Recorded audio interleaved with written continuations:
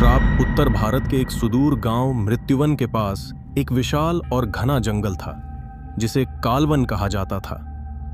यह जंगल अपने अजीब रहस्यों और डरावनी कहानियों के लिए कुख्यात था। ग्रामीणों का मानना था कि जंगल में एक अदृश्य शक्ति निवास करती है जो हर पूर्णिमा की रात किसी की बलि लेती है। वर्षों से यहाँ कई लोग गायब हो चुके थे और कोई भी उनकी खबर नहीं ला पाया। गांव में डर का माहौल था और लोग सूर्यास्त के बाद घरों से बाहर निकलने की हिम्मत नहीं करते थे। रवि, एक उत्साही वनस्पति वैज्ञानिक, अपनी टीम के साथ कालवन की ओर निकल पड़ा। उसकी टीम में उसकी सहपाठी मीरा, विक्रम, पूजा और अर्जुन शामिल थे। उनका मकसद था जंगल में कुछ अनदेखी और नई प्रजातियों की खोज करना। रास्ते में गांव के बुजुर्गों ने उन्हें चेतावनी दी, इस जंगल में मत जाना बेटा, वहां सिर्फ मौत का बसेरा है। लेकिन रवि ने इसे अंधविश्वास मानकर उनकी बातों को नजरअंदाज कर दिया। जैसे ही वे जंगल के अंदर पहुंचे, सूरज की रोशनी धीरे धीरे कम होने लगी। बड़े बड़े पेड़ों ने आसमान को पूरी तरह ढक लिया था। हवा में अजीब ठंडक थी और वातावरण में एक अजीब सी नीरवता थी। जंगल में घुसते ही उन्हें रास्ते में एक पुरानी पत्थर की पट्टी दिखी। उस पर खून जैसे लाल रंग से लिखा था, यहां अंधकार का साम्राज्य है, वापस लौट जाओ वरना मौत से सामना होगा। मीरा ने इसे पढ़कर चिंता जाहिर की, लेकिन रवि ने इसे किसी के मजाक का हिस्सा बताया। जंगल के अंदर जाते जाते शाम हो गई। उन्होंने एक खाली जगह पर कैंप लगाया। कैंप के पास ही एक पुरानी हवेली दिखी जो अब खंडहर बन चुकी थी। विक्रम ने सुझाव दिया कि रात वहीं बिताई जाए, लेकिन अर्जुन ने मना कर दिया। हालांकि बाकी टीम ने बहुमत से हवेली में रुकने का फैसला किया। हवेली में घुसते ही अजीब सी ठंड महसूस होने लगी। दीवारों पर पुराने खून के धब्बे और अजीब आकृतियां बनी हुई थीं। पूजा ने महसूस किया कि जैसे कोई छाया उन्हें देख रही हो, लेकिन जब उसने बाकी को बताया तो सबने इसे उसका वहम कहकर हंसी में उड़ा दिया।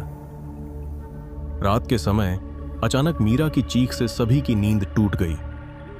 उसने डरते हुए बताया कि उसने एक काली परछाई को देखा है जो उसकी तरफ बढ़ रही थी। अर्जुन ने उसे दिलासा दिया कि यह सिर्फ उसकी थकावट का असर है। हालांकि उसी रात विक्रम ने महसूस किया कि कोई उसका पीछा कर रहा है। उसे अपने कंधे पर किसी का हाथ महसूस हुआ। जब उसने मुड़कर देखा तो वहां कोई नहीं था। विक्रम ने डरते हुए सबको जगाया। अगली सुबह वे जंगल के अंदर और गहराई में गए। चलते चलते उन्हें एक पुराना कुआं दिखा। कुएं के पास खून से लिखी एक चेतावनी थी, यहां से लौट जाओ, मौत तुम्हारे करीब है। कुआं बहुत गहरा था और उसमें से अजीब सी सड़ी हुई गंध आ रही थी। रवि ने इसे नजरअंदाज कर आगे बढ़ने का फैसला किया।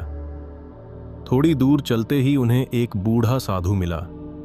उसकी आंखों में अजीब सी चमक थी।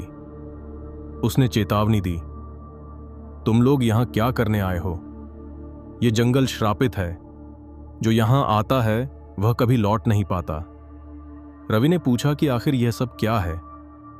साधु ने उन्हें बताया कि वर्षों पहले इस जंगल के राजा ने अमृतत्व की साधना के लिए कई निर्दोष लोगों की बलि दी थी, लेकिन उसकी साधना अधूरी रह गई और वह खुद एक आत्मा बनकर जंगल में फंस गया। अब वह आत्मा हर पूर्णिमा की रात किसी को अपने पास बुलाती है। साधु की चेतावनी को नजरअंदाज कर रवि और उसकी टीम आगे बढ़ गई। जैसे ही सूरज ढलने लगा, वातावरण और डरावना हो गया। अचानक पूजा गायब हो गई।